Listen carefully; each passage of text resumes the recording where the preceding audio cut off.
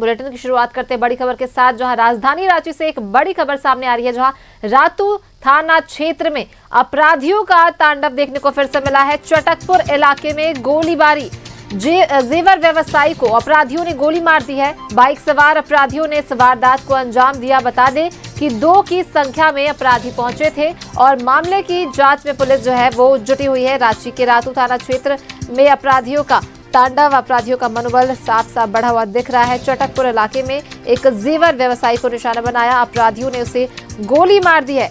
Bike सवार कुछ अपराधियों ने इस वारदात को अंजाम दिया है। फिलहाल पुलिस जांच में जुटी हुई है। यही है वो जेवर व्यवसायी जिसे गोली मारी गई है राजधानी रांची के रातू थाना क्षेत्र में। चटकपुर इलाके में इस गोलीबारी को अंजाम दिया गया है। एक जेवर व्यवसायी को गोली मारी गई है कुछ अपराधियों द्वारा।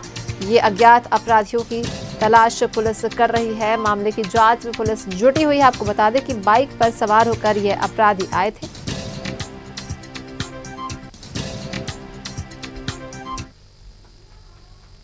सहयोगी इमरान हमारे साथ जुड़ गए हैं, ज्यादा जानकारी के साथ सीधा उनका रुख करते हैं। इमरान, दिन दहाड़े गोली मारी गई है, अपराधियों का मनोबल साफ साफ बढ़ा हुआ दिख रहा है। प्रशासन को उन्हें कोई खौफ नहीं, जेवर व्यवसायी को निशाना बनाया गया। क्या कुछ वजह रही, अभी उस व्यवसायी की क्या स्थिति है?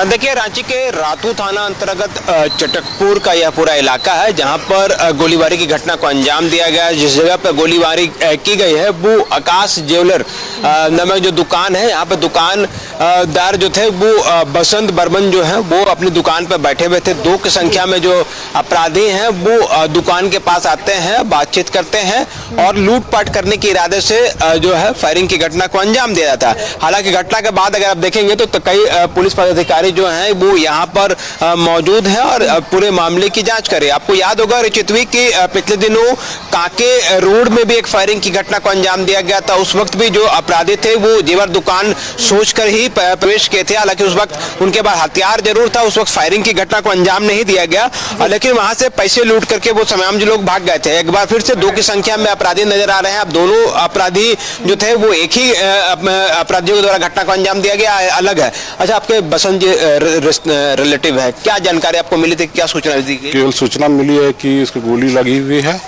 बस यही सूचना मिली है। कहाँ लेके गए उनको? उरिंची हॉस्पिटल में, उसके बाद सिटी हॉस्पिटल में अभी है। क्या स्थिति है उनकी? बातचीत हो गई? नहीं, बातचीत तो नहीं, अभी एक ऑपरेशन थिएटर में है वो, अभी उसके बाद से आगे तो बातचीत नहीं हुई है कुछ। ये दुकान में अकेले ही रहते थे या फिर? अकेले ही रहते थे दुकान में जी। वहाँ हॉस्पिटल में कौन कौन से लोग हैं? कहाँ पे गोली लगा पता है? गोली में कंधाम पे लगा हुआ है गोली। अब अंदर में तो हम लोग देखे नहीं है, लेकिन कुछ जैसा सुन रहे हैं कि गोली अब लोग फंस गया है अंदर में, एक्सरे रूपये आया हुआ है। ये रिश्तेदार है, ये आकाश ज्वेलर है जहां पर फायरिंग की घटना को अंजाम दिया गया है। जो दुकानदार थे वो अपनी दुकान पे मौजूद थे और इसी दौरान इस पूरी घटना को अंजाम दिया गया। रुचितवी ग्रामीण एसपी रांची सुमित कुमार अग्रवाल जो हैं वो भी घटनास्थल पर पहुंच चुके हैं और पूरे मामले को लेकर के अधिकारियों से जानकारी लेंगे, जानकारी जुटाई जाएगी कि आखिर किस तरह से यह पूरी घटना को अंजाम दिया गया, क्योंकि जिस तरह से जेवर व्यवसायी को निशाना बनाया गया है और इस पूरी घटना में जो शामिल है वो कौन से लोग हैं उसके बारे में भी जानकारी जुटाई जाएगी। खासकर इस पूरी घटना को अंजाम देने वाले अपराधी कैसे पकड़े जाएं वो भी जो है वो उस पर भी बातचीत की जाएगी, क्योंकि घटना के बाद ना सिर्फ ग्रामीण एसपी बल्कि डीएसपी संबंधित जो है वो भी यहाँ पे पहुंचे हुए हैं। पंडरा ओपी के प्रभारी हैं और सुखदेव नगर थाना के प्रभारी हैं, मतलब कई थाना क्षेत्र के जो थाना प्रभारी हैं वो भी इस जगह पे पहुंचे हुए हैं। तो ऐसे में इस पूरी घटना को अगर हम कड़ियों को जोड़ने की कोशिश करें तो 2 चीजें हैं कि 2 की संख्या में अपराधी यहाँ पे पहुंचे हैं और दोनों ही अपराधी जो हैं हथियार लेकर के पहुंचे थे। ऐसे में लूटपाट के इरादे से दुकान में प्रवेश करते हैं, किसी बात को लेकर के बकझक होती है और उसके बाद फायरिंग की घटना को अंजाम दिया जाता है। हालांकि घटना के बाद जो है वो घायल व्यक्ति को स्थानीय लोगों की मदद से निजी हॉस्पिटल ले जाया गया, जहां स्थिति खतरे से बाहर बताई जा रही है। शोल्डर पर गोली लगने की बात सामने आ रही है।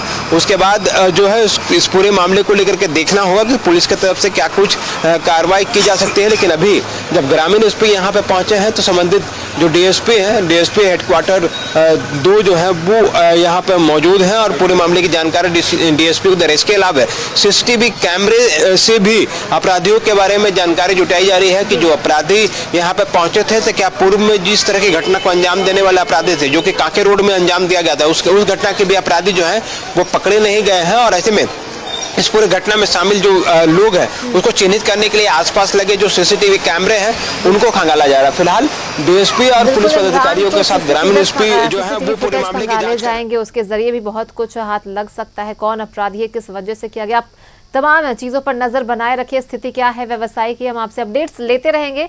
फिलहाल आपका बहुत बहुत धन्यवाद इन तमाम जानकारियों के लिए। तो रांची के रातू थाना क्षेत्र से ये खबर सामने आ रही है जहां अपराधियों का तांडव देखने को मिला है। चटकपुर इलाके में एक जेवर व्यवसायी को अपराधियों ने निशाना बनाया और गोली मार दी है और फिलहाल इलाज चल रहा है। बाइक सवार अपराधियों ने इस वारदात को अंजाम दिया है। पुलिस मौके पर पहुंची हुई है, जांच लगातार पुलिस कर रही है और अपराधियों की तलाश की जा रही है। आसपास लगे सीसीटीवी फुटेज को भी खंगाला जाएगा, उससे भी अपराधियों की तलाश होगी।